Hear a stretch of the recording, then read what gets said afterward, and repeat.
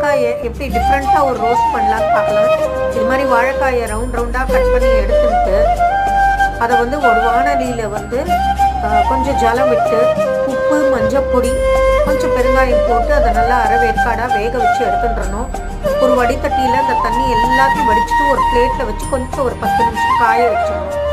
காய வச்சதுக்கப்புறம் அடுப்பில் வந்து தோசைக்கல் போட்டு அதில் ஒரு 3 ஸ்பூன் எண்ணெயை விட்டுறணும். முதல்ல விட்டதுக்கப்புறமா ஒரு சின்ன பிளேட்டில் வந்து கொஞ்சம் உப்பு, கொஞ்சம் நான் வந்து இன்னைக்கு காரம் இல்லாத சாம்பார் பொடி எடுத்துட்டுருக்கேன். அது உப்பையும் மிளகாப்பையும் போட்டு ஒரு 2-3 ஸ்பூன் எண்ணெயை விட்டு அதை நல்லா குழைச்சுட்டு இது மாதிரி ஒவ்வொரு வாழைக்காயாக எடுத்து அதில் துவச்சி இது மாதிரி கல்லில் போட்டுடணும்.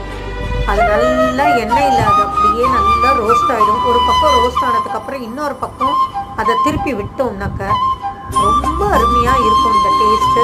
இது எண்ணெயில் வச்சு பொரிக்காமல் இது மாதிரி பண்ணாக்க கொஞ்சம் டிஃப்ரெண்ட்டாக இருக்கும்.